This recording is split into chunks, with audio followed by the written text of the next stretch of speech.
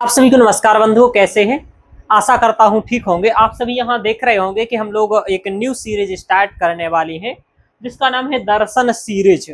इसमें हम लोग दर्शन के बारे में समझ विकसित करेंगे और ये आप देख रहे हैं कि प्रत्येक मनुष्य क्यों करे दर्शन का अध्ययन। तो सबसे पहले हम यही बताएंगे, क्योंकि कहा गया है प्रयोजनम मनुद्देश्य मंदः अपि न प्रवर्तते, या फिर शास्त्रादौ तेन वक्तव्य संबंध सब प्रयोजनम, कि सबसे पहले यही बताना चाहिए कि हम इस सीरीज को क्यों पढ़ेंगे और इसका लाभ क्या होगा, या दर्शन अध्ययन के लाभ क्यों है। यहाँ पर लिखा है कि तृतीय नेत्र खोले, और यहाँ पर आप देख भी रहे होंगे। वस्तुतः दर्शन का आज यही आप समझेंगे कि कैसे दर्शन महत्वपूर्ण है और हम सभी को दर्शन का अध्ययन करना चाहिए।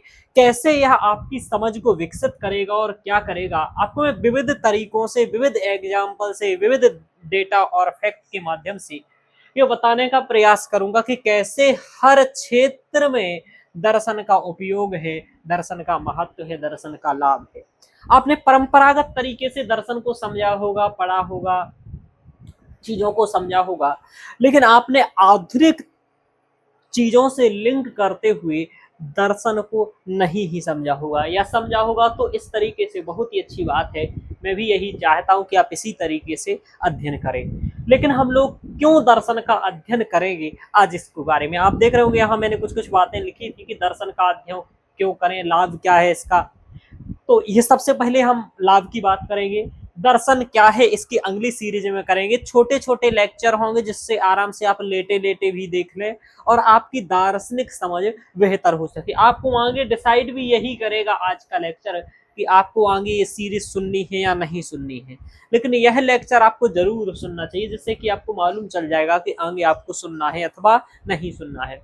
आगे फिर बताएंगे दर्शन क्या है, दर्शन की चीजों को लेकर के थोड़ा सा। चूंकि मैं यूपीएससी संस्कृत ऑप्शनल वाले विद्यार्थियों को पढ़ाता हूं तो उनके सिलेबस और पीवाईक्यूज की बात करेंगे, यानी कि यूजीसी का सिलेबस हो, यूपी पीसीएस का सिलेबस हो, यूपी जीडीसी का सिलेबस हो, एमपी असिस्टेंट का सिलेबस हो। दर्शन की हम मूल मूल बातों को, सभी बातों को कवर करेंगे और आप इस तरीके से दर्शन को पढ़ेंगे कि आप भविष्य में दर्शन के क्षेत्र में भी आगे बढ़ सकते हैं। यानी कि यहाँ आप समझ विकसित करते हुए मूलतः पढ़ेंगे तो आपके सिलेबस वगैरह सभी जगह के कंप्लीट हो जाएंगे। कारण यह कि जो इस श्रृंखला में हम लोग चलेंगे तो हम जैसे चारवाक जब अध्ययन कर रहे होंगे तो चारवाक के प्रत्येक सिद्धांत को लेकर के चलेंगे। सुखवाद, देहात्मवाद, लोकेश्वरवाद, भूत चैतन्यवाद, प्रमाण प्रत्यक्षवाद, इस तरीके से हम लोग सभी सिद्धांत को, बौद्ध पर आएंगे तो बौद्ध के सभी सिद्धांत, शून्यवाद लेकर के और विज्ञानवाद लेकर के और वाह्यार्थ प्रत्यक्षवाद, वाह्यार्थ अनुमेयवाद, क्षणभंगुरवाद, इस तरीके से प्रतीत समुत्पादवाद, अष्टांग योग, सब कुछ सिद्धांत लेकर के चलेंगे। सांख्य दर्शन में आएंगे तो वहां पुरुष पुरुष बहुत, तो इस तरीके से कुल मिलाकर के ये कि इस लेक्चर में हो सकता है आगे श्रृंखला 100 लेक्चर तक भी जाए और धीरे धीरे आप सीखते रहेंगे। पहले हम लोग भारतीय दर्शन से आरंभ करेंगे। जब भारतीय दर्शन का अध्ययन कर लेंगे तो हम लोग पाश्चात्य दर्शन के बारे में भी सामान्य चीजों को समझते जाएंगे। पढ़ने की श्रृंखला में हम लोग जहां पर जरूरत लगेगी कि पाश्चात्य दर्शन से भी तुलना करनी है, वहां भी करते हुए जाएंगे। ठीक है, तो हम लोग सबसे पहले यही देखेंगे कि दर्शन का अध्ययन क्यों करना चाहिए। समझते सबसे बड़ा जो इसका बात है वह आपकी तृतीय आंख है, कि ये आपका तृतीय नेत्र खोलेगा। और कैसे खोलता है तृतीय नेत्र, मैं आपको बताता हूं। ध्यान रखिए, पहला यहाँ पर बिंदु देखते हैं। दर्शन जब आप पढ़ते हैं तो आप दर्शन के माध्यम से सत्य की खोज तक पहुंच जाते हैं। अब आप कहेंगे क्या सत्य पता चल जाएगा, क्या होता है? यानी कि दर्शन व्यक्ति को यह समझने में मदद करता है कि सत्य क्या है और उसे कैसे जाना जा सकता है। सत्य, ये भी बहुत बड़ी बात है कि आखिरकार सत्य क्या है। जब आप श्रीमद् भगवत गीता को पढ़ते हैं तो वहां आता है नासतो विद्यते भावो ना भावो विद्यते सतः, कि जो सत्य होता है उसका कभी अभाव नहीं होता। यानी जो सत्य है वो परमानेंट रहेगा और जो असत्य है उसका भाव ही नहीं होता, वो परमानेंट नहीं रहेगा। तो गीता में सत्य किसे कहा गया है? जो परमानेंट रहे। असत्य किसे कहा गया? जो परमानेंट ना रहे, उसे कहा गया है। तो इस तरीके से सत्य क्या है आप ये समझ पाएंगे। अब आपको अपनी भाषा में कैसे समझोगे सत्य? सत्य आप ऐसे समझ पाओगे, यहाँ पर देखिए, ध्यान रखिएगा कि जैसे आप कोई काम करना चाह रहे हो, तो आप कोई डिसीजन लेना चाह रहे हो, तो क्या वो डिसीजन सही है, क्या वो डिसीजन गलत है? क्योंकि आप देखते हैं कि बाद में आपको पछताना पड़ रहा है। जैसे कि मान लीजिए आप यूपीएससी की तैयारी आरंभ करने लगे, आपको यूपीएससी की तैयारी करते करते ये पता चला कि भाई यार मेरे बस की बात नहीं है, आपने 2 साल तैयारी कर ली, उसके बाद आपको छोड़ना पड़ा। तो ये क्या है, आप सत्य मार्ग को पहचान ही नहीं पाए। तो ये व्यवहारिक जीवन का सत्य है कि क्या है। दूसरा कि आप देख रहे हैं कि आपके सामने दो मुद्दे आ जाते हैं, कोई भी एक मुद्दा और कोई दूसरा मुद्दा, आप उन दोनों मुद्दों के बीच कैसे सह जाने कि ये सही है या ये गलत है, आपको ये दर्शन सिखाएगा। क्योंकि दर्शन प्रत्येक चीज के पीछे तर्क की बात करेगा कि इसके पीछे तर्क क्या है, इसके पीछे कारण क्या है। आप इसमें कार्य कारण सिद्धांतों को पढ़ेंगे। कार्य कारण सिद्धांत में यदि बौद्ध के सिद्धांत को देखेंगे तो वहां पर आप प्रतीत समुत्पादवाद पढ़ेंगे। वहीं जब आप सांख्य के सिद्धांत में जाएंगे तो सत्कारवाद पढ़ेंगे। वहीं आप फिर आगे जाकर के परिणामवाद पढ़ेंगे, असत्कार्यवाद पढ़ेंगे, विवर्तवाद पढ़ेंगे। ऐसे जो सिद्धांत हैं जो आपको कार्य कारण की श्रृंखला को समझने में सहायता करते हैं। तो ये आपको सत्य क्या है ये जानने को मिलेगा। जैसे कि आप देखते हैं यह केवल जानकारी नहीं, ज्ञान की ओर ले जाता है, यानी कि आप असली नॉलेज की ओर जाएंगे। असली सत्य क्या है, क्योंकि आज झूठे झूठ फैला पड़ा है। आपसे कोई क्या सत्य बोल रहा है, जैसे आप साइकिल लेने गए और साइकिल में उसने कहा ये चीज सही है, ये चीज सही है, आपको वो फीचर्स गिनाएगा, उस फीचर्स के पीछे या उसकी कमी क्या है वो सब चीजें नहीं बताएगा। ये आपको पहचानना पड़ेगा। तो क्या सही है क्या गलत है ये समझने में आपको मदद करेगा। आप प्रेम कर बैठते हैं किसी लड़की से, बाद में बोले धोखा दे करके चली गई, क्यों चली गई, है ना। तो क्या सही है क्या गलत है, कैसे समझे वो सही है या मैं गलत हूं। तो आप सही हो या वो गलत है, इन सभी चीजों के लिए आपको दर्शन को जानना पड़ेगा। ध्यान रखिएगा। आप जानते हैं कि यदि मैं आंकड़ा बताऊं कि देश में प्रति दिन साइबर अपराध हो रहे हैं, यहाँ कुछ आंकड़े में बताऊं तो भारत में साइबर अपराध के मामले में हर साल बढ़ोतरी होने लगी, चूंकि डिजिटलीकरण बढ़ रहा है। जैसे कि आप देखें कि यहाँ 2022 में 65,893 मामले आए, तो वहीं 2023 में 86,000 मामले आए, तो वहीं 2024 में ये 36,37,000 मामले, यानी कि दिन प्रतिदिन साइबर अपराध बढ़ रहे हैं। अब आप डिजिटल अरेस्ट हो जा रहे हैं। इन सब के मध्य में आपको सबसे बड़ी बात यह समझना जरूरी है कि सही क्या है गलत क्या है, किसी चीज का अंततः परिणाम कितना हो सकता है। ठीक है, मान लीजिए आप गलत हैं, समझ में आ रहा, ठीक है आप असफल हैं, लेकिन उसके चलते आप क्या आत्महत्या कर लेंगे, क्या उसके चलते आप किसी को अपना धन लुटवा देंगे या कुछ भी करेंगे, नहीं। क्योंकि साइबर में आप ना फंसे, ऐसी चीजों के लिए आपको बौद्धिक रूप से प्रबल हो, आप उसके परिणाम को समझ सके, उनकी चीजों को जान सके, यानी कि आपकी बुद्धि का जो विकास होता है वस्तुतः तर्कशील जो बुद्धि होती है वह मूलतः दर्शन के अध्ययन से ही होती है। यहाँ पर आप एक दर्शन का दूसरे दर्शन से इस तरीके से तर्क वितर्क देखते हैं, तर्कों को समझना सीखते हैं कि आप जीवन में यह समझने लगते हैं कि आपको कुछ ही किसी भी चीज के पीछे क्या तर्क है, क्या कारण है, क्या निष्कर्ष है, क्या परिणाम है। इन चीज को समझने में आपका मदद करता है दर्शन। तो वही लिखा है कि इतने जो अपराध हो रहे हैं तो आप इस संसार में कैसे बचेंगे ये आपको दर्शन सिखाएगा। आगे देखिए, आगे आपको चिंतन और तर्क शक्ति का विकास करता है, यानी कि क्रिटिकल थिंकिंग। आज ये लोगों की कम हो गई है क्रिटिकल थिंकिंग, लोग सोच ही नहीं पा रहे हैं। आलोचनात्मक परीक्षण क्या होता है कि आप किसी चीज के पक्ष को भी समझ पाएं और किसी चीज के विपक्ष को भी समझ पाएं, किसी चीज के सकारात्मकता को भी समझ पाएं, किसी चीज के नकारात्मक पक्ष को भी समझ पाएं। यदि मैं ऐसा निर्णय लेता हूं तो ये क्या होगा, यदि मैं ऐसा, जैसे मान लीजिए मैं यूपीएससी की तैयारी कर रहा हूँ, यूजीसी नेट की तैयारी कर रहा हूँ, मान लीजिए सफल होने के कितने चांस है, 1%। असफल होने के कितने हैं, 99%। असफल होंगे तो क्या करेंगे, कभी परिणाम सोचा। तो यहाँ पर आपको क्रिटिकल थिंकिंग सोचने को मजबूर करेगा, मतलब तार्किकता। आप कोई चीज कुछ कहेगा तो ऐसे ही नहीं मान लेंगे, आप कहेंगे भाई क्यों माने, ऐसा क्यों है। तो आपको क्यों क्यों का उत्तर सिखाना दर्शन सिखाएगा कि कोई चीज है तो उसका क्यों, उसको हम क्यों करें, ऐसा क्यों करना है। जैसे कि कोई आपसे कहे कि बेलपत्र में शहद लगा करके शिवलिंग पर चढ़ाने से आप क्या हो जाएगी, सरकारी नौकरी लग जाएगी, प्रदीप मिश्रा जी कह रहे हैं।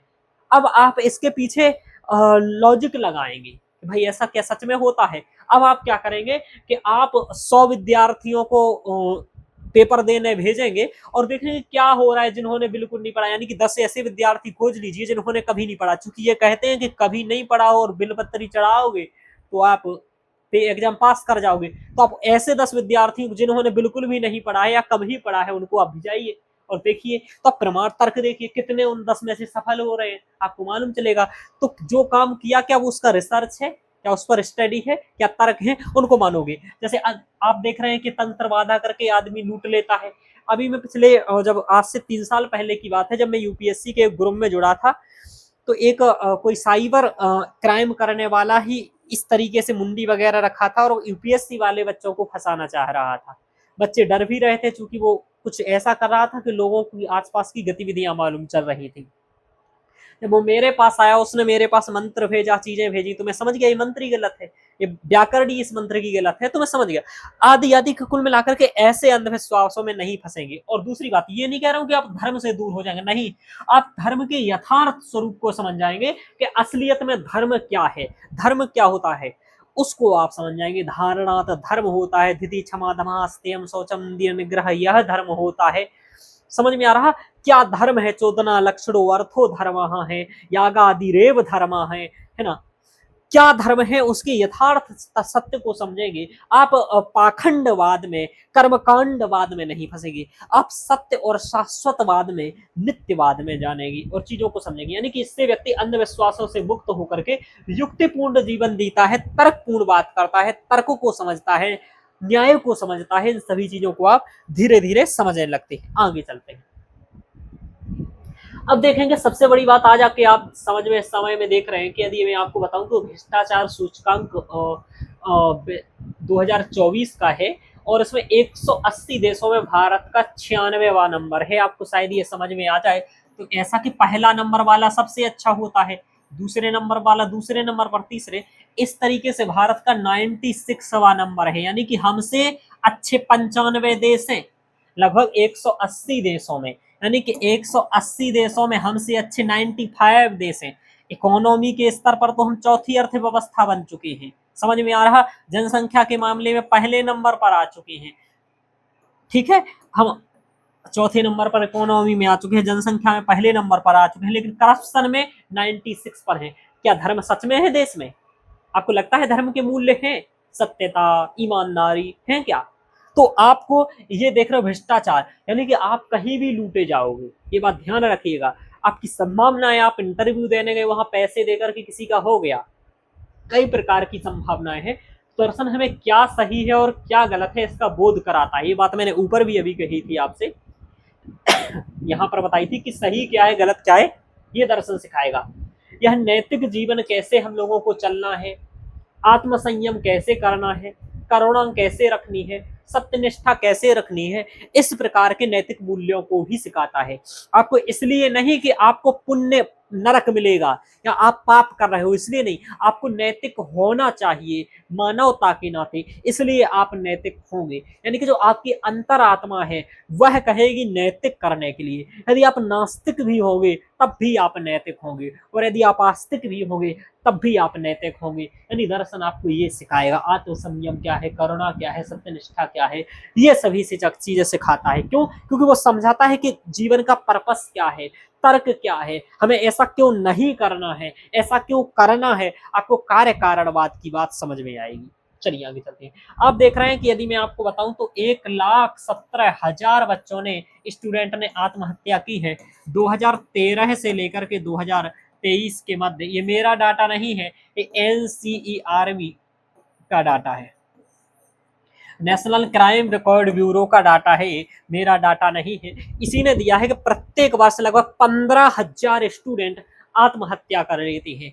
इस आत्महत्या के पीछे क्या कारण है? विद्यार्थी अपने असफलता के परिणाम के कारण क्या हो जाते हैं, इस प्रकार के कदम उठाते हैं, क्योंकि उन्होंने कई सारे लोन लेकर के अध्ययन कर रहे होते हैं, पढ़ रहे होते हैं, तैयारी कर रहे होते हैं। यदि आप ये चीज खुद को समझ जाएंगे, खुद के जीवन को जान जाएंगे, खुद के जीवन के मूल्य को समझ जाएंगे, दर्शन के मूल्य को समझ जाएंगे, तो इस प्रकार के कदम आप नहीं उठाएंगे। वास्तविक सुख क्या है और कहाँ है, ये बात यदि आप समझ जाएंगे जीवन में कि वास्तविक सुख क्या है, कहाँ है सुख। सुख के लिए दर्शन में मोक्ष शब्द आएगा बार बार। मोक्ष का पर्याय ही सुख है, क्योंकि वो कहता है जब सभी प्रकार के कर्म के बंधनों की मुक्ति हो जाए तो वही सुख है। यानी कि जब आप को कोई समस्या ही ना रहे, आपके सभी प्रश्नों का उत्तर मिल जाए। विद्यते हृदय ग्रंथि छिद्यन्ते सर्व संशयाः क्षीयन्ते चास्य कर्माणि तस्मिन् दृष्टे परावरि, वेदांत कहता है। कृष्ण कर्म क्षयो मोक्षा है, जैन कहता है। इस तरीके से सभी अपने अपने तरीके से मोक्ष की परिभाषा बताती है, और वस्तुतः मोक्ष ही सुख है। तो सुख कहाँ है और सुख क्या है, इस चीज को समझने में आपको सहायता मिलेगी, यहाँ से तर्क मिलेंगे। आप अपने जीवन में क्या लक्ष्य चयन करना है, किस ओर जाना है, किस ओर जाना है, तो उस जाने के पीछे वास्तविकता क्या है, क्या आप सच में वहां खुश रह पाएंगे या दुखी रह पाएंगे, इस तरीके की बातों पर आप स्वयं चिंतन कर पाएंगे। यहाँ आपको दर्शन पढ़ करके स्वयं प्रबलता प्रदान होती है। यहाँ ऐसा नहीं कि आप दूसरे पर डिपेंड रहेंगे, आप खुद मुद्दों की सही और गलत की समझ कर पाएंगे। आप मुद्दों के प्रति यह समझ पाएंगे कि मुझे इसमें क्या स्टैंड लेना है, क्या नहीं लेना है। दूसरा, यदि हम ये स्टैंड लेते हैं तो इसका परिणाम क्या होगा सकारात्मक, इसका नकारात्मक परिणाम क्या होगा। इस तरीके से आप सभी चीजों को समझ पाएंगे, और इसको समझने में आपका बौद्धिकता काम करेगी। तर्कपूर्ण ढंग से आप चलेंगे। कोई आपको फंसाना चाह रहा होगा, कोई आपको तर्क दे रहा होगा, तो आप उसके तर्कों पर भी सोच पाएंगे कि इसने ऐसा तर्क कहा है तो इसके पीछे क्या इसका कोई इंटेंशन है, क्या कोई इसका स्वार्थ है। क्योंकि सर्वम स्वार्थम समीहते, सब लोग अपनी स्वार्थ की बात सोचते हैं। आत्मर वर्ग विच्छन्ति सर्वाः, सभी लोग अपने वर्ग की सोचते हैं। तो इस प्रकार के जमाने में आप यह समझ पाएंगे कि मुझे क्या करना है, कैसे करना है, किस ओर जाना है। फिर आप इस प्रकार की आत्महत्याओं के चक्कर में नहीं पड़ेंगे। आपको ये समझना चाहिए कि आपका जीवन महत्वपूर्ण है, और कुछ भी गलत कर दो आप संसार में, उसका परिणाम क्या होगा ये आप सोच पाएंगे। भाई असफलता मिल जाएगी, क्या होगा, पैसे चले जाएंगे, क्या होगा, कुछ प्राप्त नहीं कर पाओगे, क्या होगा, कुछ नहीं होगा। समझ में आ रहा। तो आप इस तरीके से दर्शन को पढ़कर के ये बातें खुद ही समझ पाएंगे कि वास्तविक सुख क्या है। अब भ्रष्टाचार कहाँ आपके साथ किया जा रहा है, कहाँ आपको फंसाया जा रहा है, कहाँ आपको लूटा जा रहा है, कहाँ आपके साथ साइबर क्राइम किया जा रहा है, ये सभी बातें आप अपनी बौद्धिकता से समझ पाएंगे। दो आंखों से वही देखा जा सकता है जो संसार में है। जो संसार में है वह मात्र केवल दिखने वाला जो कुछ भी है वह मात्र 1% है। वो जो आपको नहीं दिख रहा है वो 99% है। यानी कि जो दिखता नहीं है उसको भी देखने की जो क्षमता प्रदान करे वही दर्शन है। यानी कि इस संसार में केवल 1% चीजें दिखती हैं, 99% चीजें नहीं दिखती हैं। तो आप उनको भी दर्शन के माध्यम से देख सकते हैं जो नहीं दिखता है। इसके लिए तर्क, अनुमान, कारण, वैज्ञानिक सोच आदि चीजें होती हैं। चलिए आगे चलते हैं। इसके बाद हम देखते हैं कि जीवन में समस्याओं का समाधान। आज हम सभी विद्यार्थी या सभी लोग किसी न किसी प्रकार की समस्याओं को लेकर के चलते हैं। आज आपके जीवन में कई विद्यार्थी इस समस्या में ही भी होंगे कि यार मैं 2 साल से तैयारी में लगा हूँ, आगे क्या करूँ, यार मैं कौन सा बिजनेस करूँ, यार मैं इस चीज में लगा हूँ, क्या मैं सही लगा हूँ, क्या मैं ऐसा कर रहा हूँ तो ठीक कर रहा हूँ। अब आपके कई दिमाग में इस तरीके से प्रश्न आते होंगे। कभी कई कई लोगों में उल्टे सीधे काम करने के भी ख्याल आते हैं, कई लोग डिप्रेशन में भी पहुंच जाते हैं। तो इन सभी से दूर करने की बात करेगा। आपको शरीर का कैसे ध्यान रखना है, मन का कैसे, मानसिक उन्नति कैसे करनी है, ये आपको दर्शन सिखाएगा। ठीक है।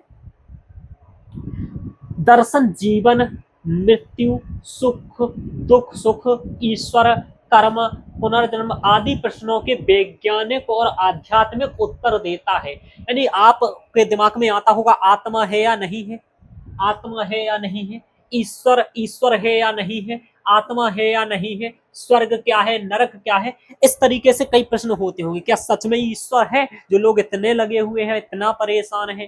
क्या मुझे मंत्र जब कई लोग मुझसे कहते हैं अभी मेरे पास एक कई दिन से फोन आ रहा कि मैं कौन सा बिजनेस कर लूं कुंडली के अकॉर्डिंग। मैंने कहा भाई बुद्धि के अकॉर्डिंग बिजनेस कर, कुंडली के अकॉर्डिंग मत कर। क्योंकि कुंडली के अकॉर्डिंग करके वो 3 बार फंस चुका है, तो चौथी बार मेरा यही कहना रहेगा भाई बुद्धि के अकॉर्डिंग कर, तर्क के अकॉर्डिंग कर, डिमांड एंड सप्लाई के अकॉर्डिंग करो। तो इस तरीके से आपको ध्यान रखनी चाहिए कि आपके पीछे आप जब देखेंगे यहाँ, तो क्या सच में आपको पता चल जाएगा ईश्वर है या नहीं है।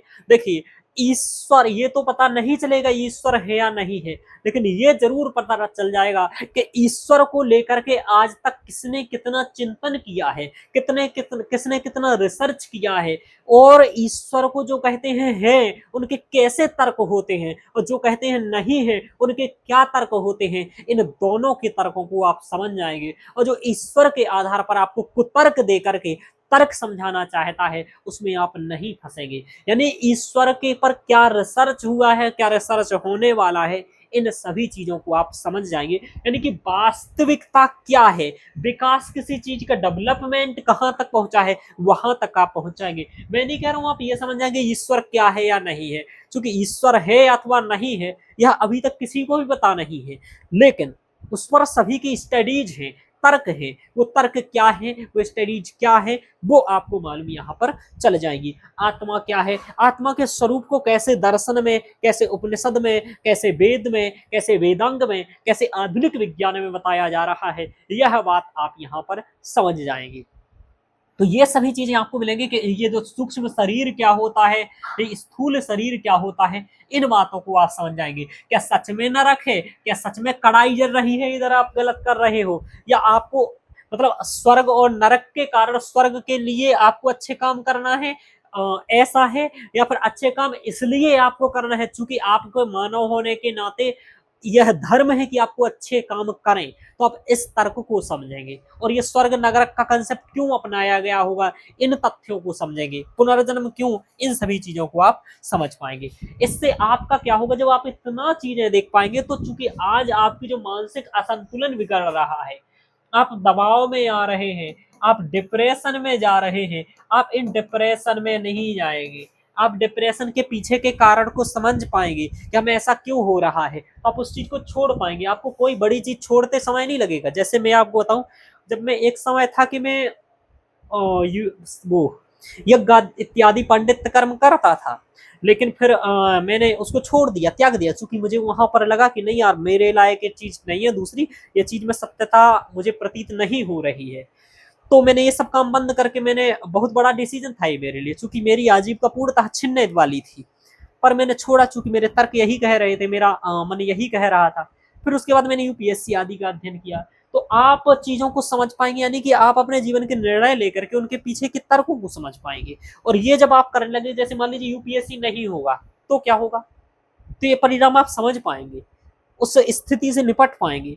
कोई भी स्थिति आएगी, आप इतने बौद्धिक रूप से प्रबल होंगे कि उस चीज पर स्थिर रह पाएंगे, धैर्य रख पाएंगे। इन चीजों के लिए देखिए आगे आप देखते हैं विज्ञान और धर्म का असंतुलन। मैंने देखा है कि हमारे जो संस्कृत वर्ग के मित्रगण होते हैं, वो हमेशा विज्ञान का नकारात्मकता या विज्ञान के प्रति आलोचना, विज्ञान तो गलत कर रहा है, विज्ञान ये कर रहा है। जबकि मैं आपको बताऊं, मैं जो डिजिटल बोर्ड पर पढ़ा रहा हूँ ये भी विज्ञान की देन है, जिस पर आप सुन रहे हैं वह भी विज्ञान की देन है, जिस ये चश्मा लगा रहे ये भी विज्ञान की देन है, ये पेन है ये भी विज्ञान की देन है, ये घड़ी है ये विज्ञान की देन है, ये माइक है माइक विज्ञान की देन है। यानी कि आप तक और हम आपका हमसे जो संबंध स्थापित है विज्ञान की ही देन है। बस तो आप देखते हैं कि पाश्चात्य जगत में ऐसा हमारे लोगों ने नहीं किया। हमारे लोगों ने विज्ञान का सम्मान किया और खुद ही विज्ञान का आविष्कार किया। यानी दर्शन और विज्ञान परस्पर आश्रित है, ना कि विरोधी है। यानी कि विज्ञान का मूल आधार दर्शन ही है। दर्शन बताता है कि यह सिद्धांत है, उस सिद्धांत पर व्यवहारिक स्वरूप में जो कार्य करता है वह विज्ञान है। दर्शन उस चीज के विविध पक्षों पर विचार करता है कि यदि हम ऐसा करेंगे तो ऐसा करने के ये परिणाम हो सकते हैं, लेकिन वो परिणाम असलियत में होंगे या नहीं होंगे उस पर सतत सतर्क सा प्रमाण जो रिसर्च करता है वो विज्ञान करता है। यानी कि आप यहाँ पर जो ये देख रहे हैं कि हमारी आर्यभट्ट ने शून्य के आविष्कार की बात कही, महर्षि सुश्रुत की आप जानते हैं जो सर्जरी के मामले में आप जानते होंगे प्रसिद्ध है, आचार्य क्रांत की बात करें तो सृष्टि उत्पत्ति से संबंधित परमाणु कारणवाद की सिद्धांत की चर्चा की, जो आधुनिक विज्ञान के मतलब काफी समतुल्य है। उन्होंने जो इस यहाँ पर अणु का आकार बताया, जाले सूर्य मरीच स्थम यत सूक्ष्मम दृश्यते रजः तस्य षष्ठतमो भागः परमाणु सा उच्यते। यानी कि अत्यधिक सूक्ष्म इकाई को ही हम परमाणु कहते हैं, वह आज भी बात मानी जाती है। भास्कराचार्य ने गुरुत्वाकर्षण की बात कही। यहाँ पर आप देखें गौधायन ने पाइथागोरस प्रमेय की बात की, नागार्जुन ने धातु कर्म या रस शास्त्र की बात की। ये जो बातें हैं वैज्ञानिक ही है। ये लोग यदि मंत्र जब करते रहे होते या यज्ञ करते रहे होते तो मुझे नहीं लगता ये लोग ये सब लिख रहे होते या कर रहे होते।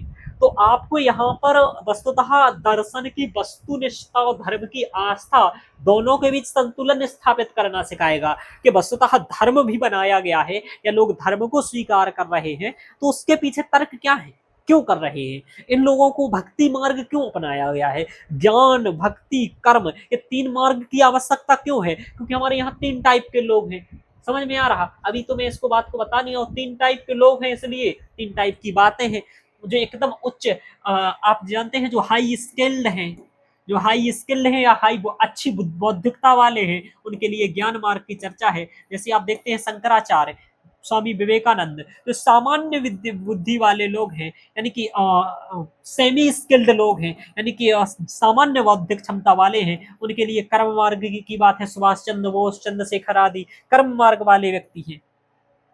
अब यहीं पर आप देखें कि जो हम लोग यहाँ पर देखते हैं कि भक्ति मार्ग की बात आती है, तो भक्ति मार्ग के लिए उन्हें सामान्य प्रश्न का सीधा साधा उत्तर चाहिए, अनन्य अनुरागो भक्ति। तो इसलिए यानी स्किल्ड या अशिक्षित या सामान्य जन समझ वाले लोग हैं, जिन्हें पढ़ाई लिखाई से ज्यादा मतलब नहीं है, तो उनसे कहा ईश्वर कौन है, उन्होंने कहा लो ये राम की मूर्ति है, यही ईश्वर है, बात खत्म है। यानी उन्होंने कहा भगवान क्या होने, कृष्ण भगवान है। यानी कि एक प्रश्न एक में उत्तर। आप समझ रहे इतना आसान उत्तर है क्या भगवान को खोजना या भगवान को समझना? नहीं, लेकिन फिर इतना सरल क्यों स्वरूप बता दिया गया इनके लिए? तो राम के पीछे क्या तर्क है, कृष्ण के पीछे क्या तर्क है, ये आपको बात यहाँ पर समझ में आएगी।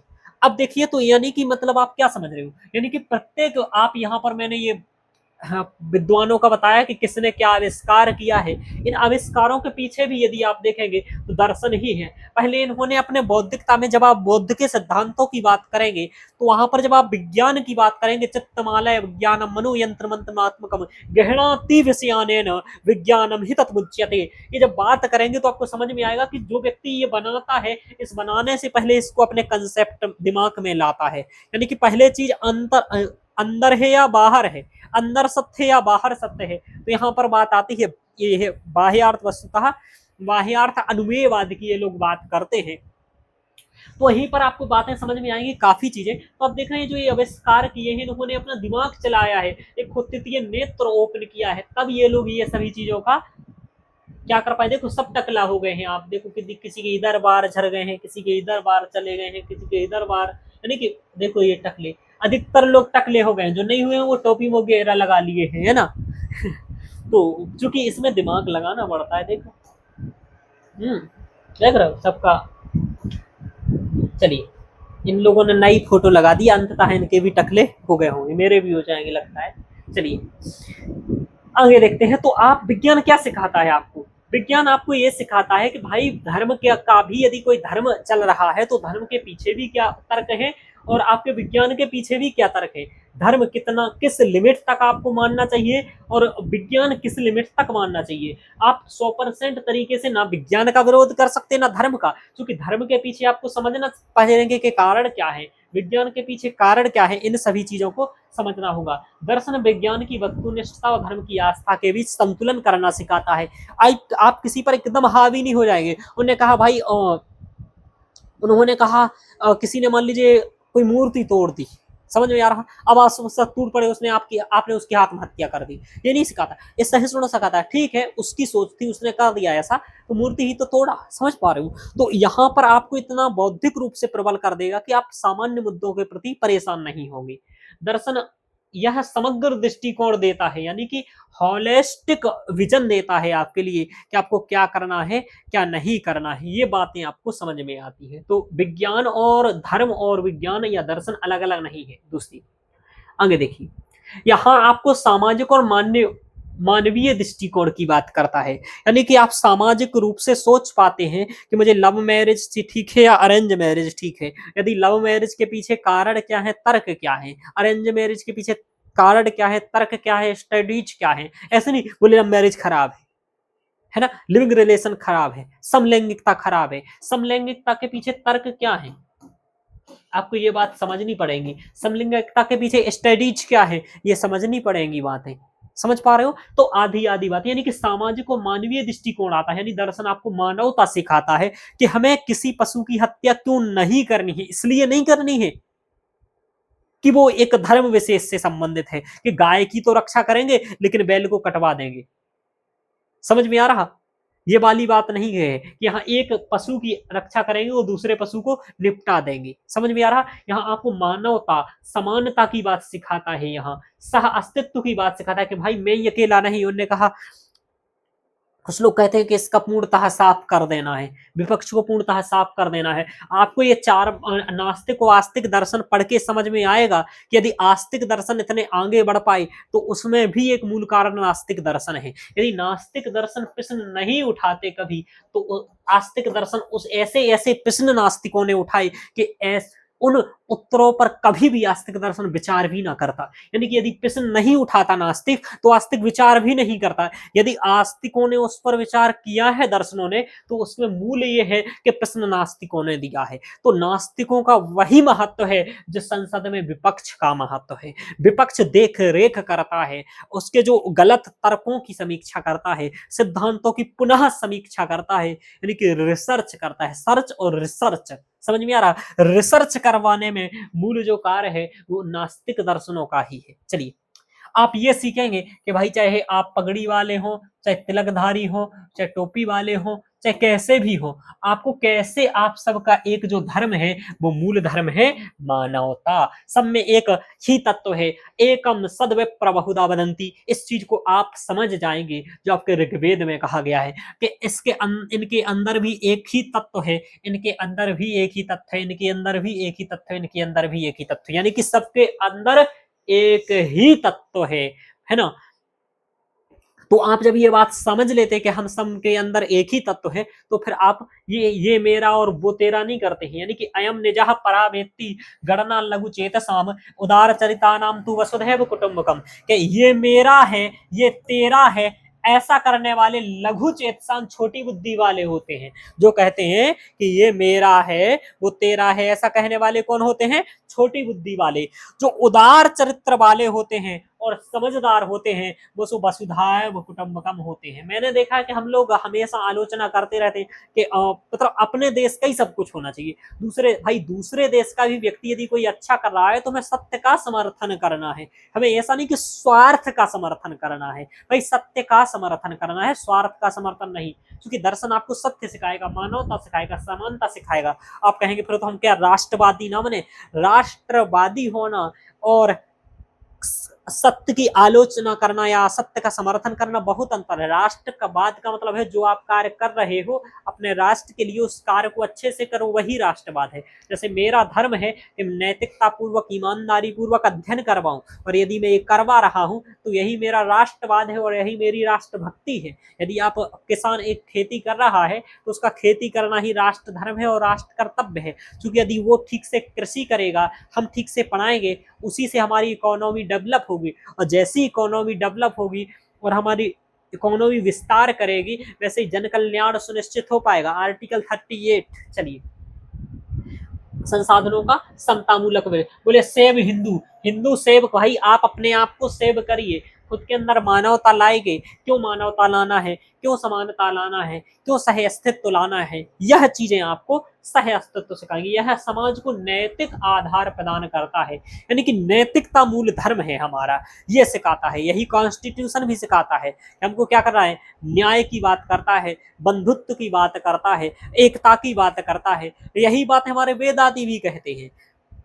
अदिति क्षमा दमा के माध्यम से या अन्य चीजों के माध्यम से। तो हमें ये समझ में आएगा कि हमारा नैतिकता ही मूल धर्म है। क्योंकि जब धर्म के आप मूल में जाओगे तो वहां वही आती है कि नैतिक कर्म तो वही है। विवेकशील नागरिक बनाता है, यानी कि आप विवेक से काम लेते हैं, आप किसी पूर्व अवधारणा पूर्व तर्क आदि के आधार पर नहीं लेते हैं। जो आपको विवेक जैसी दार्शनिक दृष्टि से सोचने वाला व्यक्ति समाज, राज्य और कर्तव्य को बेहतर समझता कि आपके मौलिक कर्तव्य क्या है, दूसरे लोगों के प्रति कर्तव्य क्या है, राष्ट्र के प्रति कर्तव्य क्या है, यदि मेरा धर्म एक है और दूसरा धर्म एक है तो क्या है, यदि दूसरा मेरे धर्म की आलोचना कर रहा है तब मुझे क्या करना है।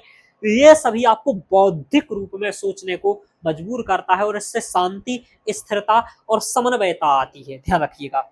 तो ये बातें सिखाता है ये, यानी कि इससे संतुलित नेतृत्व आता है, शांति प्रिय दृष्टिकोण आता है और इसी के माध्यम से हम लोग आगे बढ़ते हैं। किसी भी ग्रंथ में ऐसा नहीं कहा गया हम दूसरे धर्म को समाप्त कर दें। ये वैविध्यता है देश की, इस वैविध्यता में ही हमारी संस्कृति की ये विशेषता है, ये कोई कमी नहीं है, वैशिष्टता है कि हमारे पास विविध प्रकार की चीजें, विविध प्रकार के धर्म, विविध प्रकार की संस्कृति, विविध प्रकार के खान पान, विविध प्रकार के त्योहार, विविध प्रकार के उत्सव आदि है। यह हमारी वैशिष्टता और हमारे पास एक संचित निधि है सांस्कृतिक, ये हमारा कमी नहीं है, ध्यान रखेंगे इसको। चलिए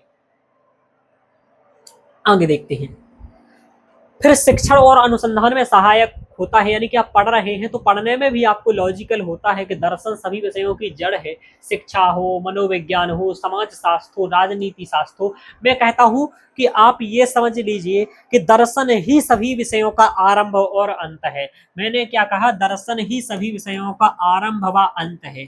आरंभ कैसे है, आप जब किसी चीज को आरंभ करते हैं तो कोई सिद्धांत, यानी कि जब पढ़ते हैं दार्शनिक सिद्धांत पढ़ोगे, अर्थशास्त्र यदि आप पढ़ने जाते हो तो आप आर्थिक सिद्धांत को समझोगे, मांग आपूर्ति के सिद्धांत को समझोगे। वहीं आप यदि आप राजनीति शास्त्र पढ़ते हैं तो आप वहां राज्य की अवधारणा को समझोगे। वहीं आप अंतरराष्ट्रीय संबंधों की बात समझते हो तो अंतरराष्ट्रीय संबंध के निर्धारक तत्वों की बात करोगे, हमें किस प्रकार की पॉलिसी को अपनाना है वो सभी चीजों की बात करोगे। यानी कि दर्शन जब आप, और दूसरा कि शोधकर्ताओं के लिए दर्शन सैद्धांतिक आधार यानी कि थ्योरेटिकल फंडामेंटल प्रदान करता है। यानी कि आप देखें कि दर्शक कोई सिद्धांत निर्धारित करना है तो वो सिद्धांत पहले सोचना पड़ेगा, रिसर्च करना पड़ेगा, तो रिसर्च का मूल दर्शन ही है। यानी कि राजनैतिक दर्शन, मनोवैज्ञानिक दर्शन, सामाजिक दर्शन, सब में दर्शन क्यों, क्योंकि दर्शन ही उस विषय की उच्चतम अवस्था है। जब आप रिसर्च के बिंदु पर जाते हैं तो वो दर्शन ही है। रिसर्च क्या है, अनुसंधान क्या है, सिद्धांत की स्थापना। और वही सिद्धांत की स्थापना को जब वैज्ञानिक लोग व्यवहारिक स्वरूपता में परिणत करने की बात करते हैं तो वह विज्ञान है। यानी कि दर्शन, विज्ञान, विषय, धर्म, कई सारी चीजें समन्वयता के कारण एक हमारे अन्योन्याश्रित हैं और ये सभी मिलाकर के ही सर्वांगीण और समग्र विकास कर सकती हैं, समावेशी विकास कर सकती हैं। अकेले आप सोचो कि यही चीज परफेक्ट है, नहीं है, ऐसा कुछ भी नहीं है। चलिए, तो आपको शिक्षा और दर्शन का संबंध में आएगा समझ में, एजुकेशन में क्या है। जैसे आधुनिक राजनीतिक दर्शन की बात करते हैं तो ये सभी चीजें आगे लिखा है कि मोक्ष या आत्ममुक्ति। आत्ममुक्ति या मोक्ष, आत्ममुक्ति तो यही है कि आपको ये समझ में आ जाए कि आपको अपने जीवन में क्या करना है और कैसे खुश रहना है। यदि आपको ये दो बातें समझ में आ गई कि क्या करना है और कैसे खुश रहना है जीवन भर, तो आप सब कुछ समझ गए, यही मोक्ष है। वस्तुतः तो भारतीय दृष्टि में चूंकि दर्शन का अंतिम उद्देश्य मोक्ष माना गया है, मोक्ष प्राप्ति परमार्थ, यानी कि मोक्ष ही सबका मूल उद्देश्य माना गया है। तो यहाँ ध्यान रखिएगा, इसलिए यहाँ पर मोक्ष की आते कि एक ठीक है मोक्ष भी है और मोक्ष का यही है कि अपने आप संतुष्ट रहें, यानी कि असंतोषात परमम सुखम, यानी कि संतोष ही सबसे बड़ा सुख है। तो संतोष तभी मिलता है जब फालतू की चीजें आपके दिमाग में ना हो, और जब फालतू की चीजें आपके दिमाग से निकल जाए, यानी कि विद्यते हृदय ग्रंथि, हृदय की ग्रंथियों का भेदन हो जाए, छिद्यन्ते सर्व संशय, सभी प्रकार के संशय दूर हो जाए, क्षीयन्ते शास्त्र कर्माणि, और सभी प्रकार के कर्मों का क्षीण हो जाना ही क्या है, अंततः मोक्ष है। तो इस तरीके से भारतीय दर्शन के ये प्रयोजन हुए। आगे देखते हैं, आज आप देखते हैं कि भारतीय संसद की यदि मैं आपको थोड़ा से आंकड़े दिखा दूं यहाँ, तो आपको यथार्थता भी समझ में आएगी। ये 2009 से 2024 तक के आंकड़े हैं। आप लोग, कुछ लोग कहते होंगे भैया मोदी जी सबसे अच्छे, ये नितिन गडकरी जी अच्छे हैं, योगी जी अच्छे हैं, राहुल जी अच्छे हैं, इंदिरा जी अच्छी है ना, स्टालिन अच्छे हैं, ये अच्छे हैं, ममता जी अच्छे हैं, अखिलेश जी अच्छे हैं, आदि आदि। ये अच्छा ही है, कैसे? तो इन चीजों को समझने के लिए आपको दर्शन की आवश्यकता पड़ेगी। आप किसी राजनेता को कैसे समझोगे, उसके पूर्व पृष्ठभूमि को कैसे समझोगे, पूर्व किए गए कार्यों को कैसे समीक्षा करोगे? क्या आप सच में तर्कों सहित हो? क्या अपने आप को झूठी बोल रहे हो? तो आप देखो, वैसे यहाँ डाटा दिखेगा आपको 2019 से 24 तक का। 2009 में यदि आप देखें यहाँ, तो टोटल दागी सांसद का मतलब है कि जिस पर किसी ना किसी प्रकार का अपराध है, या तो आप फौजदारी मान लें, या फिर आप सिविल मान लें, कोई भी मान लें, है ना, यानी कि क्रिमिनल या सिविल कोई भी मामला मान लें, तो 162 185 सांसद 2014 में, 233 2019 में, और 251 2024, यानी कि ये निरंतर हमारी संसद में करप्ट और भ्रष्ट और क्रिमिनल सांसद बढ़ते जा रहे हैं। यदि कुछ लोगों को ये भी देखिए, 2014 से 2024 तक 10 साल हो गए, बीजेपी आया है। जब 2014 में बीजेपी आई थी तब इसके साथ 185 सांसद आए थे। अब यहाँ देखो 251 का डाटा बढ़ गया है। हालांकि ये भी बात ध्यान देने योग्य है कि यहाँ केवल बीजेपी के सांसद नहीं है करप्ट, यहाँ सभी पार्टियों के सांसद करप्ट है। इसलिए, है ना, कोई कम दलाल कोई ज्यादा दलाल है, सब दलाल। तो ध्यान रखिएगा कि इनमें से, अब मैं ये नहीं कहूंगा कि सभी भ्रष्ट हैं, मैं कहूंगा ये सभी ईमानदार हैं। क्या है? सभी ईमानदार हैं। क्यों? क्योंकि हमारी बौद्धिकता इतनी नहीं है, हमारी ही तीसरी आंख इतनी नहीं खुली है कि हम इनमें से समझ सके कौन अच्छा है कौन बुरा है। तो ये हमारी ही गलती है कि हम ऐसे अच्छे लोग को क्यों नहीं चुन पा रहे हैं। भाई, हम लोगों को इतना समझदार बौद्धिक रूप से स्तर ठीक होना चाहिए कि हम सही नेता को चुन पाए। और यदि सही नेता चुनाव में खड़ा नहीं हो रहा है तो उसमें भी हम लोग ही दिक्कत है, क्योंकि हम लोग क्यों नहीं, यदि हम ही अच्छे हैं तो हम ही क्यों खड़े नहीं हो जा रहे हैं? आप कहोगे पैसे नहीं है, पैसे क्यों नहीं है? क्योंकि दिमाग ही नहीं चला रहे हो। चलिए आगे चलते हैं। तो ये स्थिति है कि धीरे धीरे ये डाटा एक ऐसा नहीं कि एडीआर का डाटा है, ध्यान रखिएगा, मेरा नहीं है, सरकारी ही डाटा है। तो इस तरीके से इन मामलों को आप समझ पाएंगे कि कौन राजनेता कैसे फंसा रहा है, कौन राजनेता हिंसा करा रहा है, कौन कौन राजनेता धर्म लोगों को लड़वा रहा है। ये सब बातें आप स्वयं समझ पाएंगे। यही दर्शन का मूल उद्देश्य है। दर्शन का मतलब है देखना। कैसे देखना? सामान्य तरीके से देखना नहीं कि मॉल में गए कोई अच्छी लड़की देख ली, यहाँ गई कुछ और देख ली, नहीं भाई। दर्शन का है दृश्यते अनेन इति दर्शनम, जिसके द्वारा देखा जाए वही दर्शन है। कैसे देखना? विशेष तरीके से देखना। विशेष क्या है? या वर्तकाह विशेषाह। कैसे विशेष तरीके से देखोगे? उसके सकारात्मक पक्षों को देखोगे, उसके नकारात्मक पक्षों को देखोगे, उसके प्रभाव को देखोगे, उसके कारण को देखोगे। इस तरीके से जब आप सभी पक्षों को देख लेते हो, यही है विशेष तरीके से किसी भी चीज को देखना, एनालिसिस करना। और जब आप सभी पक्षों को विशेष तरीके से देख लेते हो, यही वस्तुतः दर्शन है। और यही आपकी सभी तरीकों चीजों को देखने के लिए यही आपकी आंख खुलवाएगा। कहा गया क्या सही और क्या क्या गलत और क्या सही, बात तो बस है वही जो तुमने ना सुनी और जो हमने ना सुनी। यानी कि जो सुनते हो आप उसी को सही मान सकते हो, लेकिन ऐसा नहीं है भाई। बहुत कुछ ऐसा है जो आप नहीं सुनते हो वो भी सही है। यानी अंततः दर्शन क्या करेगा? अंततः दर्शन आपका तृतीय नेत्र ओपन करेगा, जो जिस नेत्र के माध्यम से आप वो चीजें भी देख पाओगे जो आज नहीं हुई है। जैसे कि पर्यावरण का क्या, आज हम पर्यावरण की बात करते हैं। चलिए इधर आगे बढ़ जाते हैं थोड़ा सा। 1-2 मिनट की क्लास और है तो सुन लीजिए, फिर इसके बाद बंद कर देंगे। देखिए, जैसे पर्यावरण, आज आज हमारे पास 2025 चल रहा है। 2025 के बाद मोदी जी कह रहे हैं कि 2047 तक हमारा भारत विकसित हो जाएगा। क्या हो जाएगा? विकसित हो जाएगा। विकसित होने के लिए हमें 35 ट्रिलियन डॉलर की जरूरत पड़ेगी कम से कम। 35। आज हमारे पास केवल 4 ट्रिलियन की इकोनॉमी है। तो क्या कैसे पहुंचेंगे? क्या ऐसे हम स्टेप ले रहे हैं जिससे हम पहुंचेंगे, या केवल कह रहे हैं? तो आपको समझना पड़ेगा, इसके लिए बहुत सारी चीजें होती हैं समझने के लिए। तो ये केवल कहा जा रहा है या कैसे हम स्टेप ले रहे हैं? और स्टेप ले रहे हो तो क्या हमने स्टेप लिए हैं और कैसे ले रहे हैं, ये इसमें आप तर्क मांगोगे। ऐसे नहीं कि मोदी जी ने कह दिया हम विकसित हो जाएंगे तो हो गई, ये बात नहीं। यही है तीसरी आंख खुलना, कि आप इसको तभी मानोगे कि हमारे ऐसे, जैसे कि आपको पता हो कि यदि आपको यहां तक पहुंचना है तो आपकी लगभग 7 से 8% ग्रोथ रेट रहनी चाहिए। तो आपको अभी ये पता करना पड़ेगा कि अभी वर्तमान में ग्रोथ रेट कितनी है, और ऐसे क्या हमारे पास कार्यक्रम है जिसके कारण हम आगे बढ़ेंगे। जैसे 2030 तक का हमारा क्या लक्ष्य है, हम डिजिटल इकोनॉमी में कितने हो जाएंगे। जैसे कहा जा रहा है डिजिटल इकोनॉमी हमारी 2030 तक 1 ट्रिलियन हो जाएगी। तो क्या सच में हमारी 1 ट्रिलियन हो जाएगी? ये आपको देखना पड़ेगा। इस तरीके से आपको पता करना पड़ेगा कि क्या कैसा होगा। जैसे कहा जा रहा है 2030 तक हम 60 ट्रिलियन के इकोनॉमी बन जाएंगे। अभी 4 ट्रिलियन है, हम 60 ट्रिलियन बन जाएंगे। ध्यान रखिएगा, अभी आप लगभग सामान्य आंकड़ा बता दूं तो 30 ट्रिलियन के पास यूएसए है और 20 ट्रिलियन के पास चाइना है। ये और हम हैं 4 ट्रिलियन पर, ये बात ध्यान रखिएगा। तो हम कैसे पहुंचेंगे आदि आदि, आप लोग कहेंगे एकदम स्पष्ट, कुछ 19 कुछ इसका है और 29 कुछ इसका है। मैंने आपको सीधा सीधा बता दिया, याद रहे दिमाग में, 20 ट्रिलियन 30 ट्रिलियन। तो आदि आदि इन चीजों के लिए आप तथ्य देखोगे, आप सामान्य ऐसे ही बात नहीं करोगे, ठीक है। तो इसी तरीके से आपको तथ्यों के साथ आप तीसरी आंख से ही देख पाओगे। आप धीरे, आपकी तैयारी कितनी हुई है, आप कैसे तैयारी कर रहे हो, क्या करोगे, ये तीसरी आंख ही आपकी बताएगी। कि आप अपने पूर्व के आधार पर, पूर्व की घटनाओं के आधार पर भविष्य की घटनाओं को समझ पाओगे। यह आपको क्या करता है, यही आपको सिखाता है। कौन? दर्शन। तो यही दर्शन का प्रयोजन है। आप सभी ने यह लेक्चर सुना और आप लोग बताइएगा कैसा लगा यह लेक्चर। यानी कि इन सभी चीजों के अलावा भी कई प्रकार के प्रयोजन हैं दर्शन के, यानी कि बहुत सारे प्रयोजन हैं, लेकिन मैंने आपको मूल प्रयोजन यहाँ बता दिया कि आप क्या समझ पाएंगे कि आपकी आंखें कैसे खुलनी है।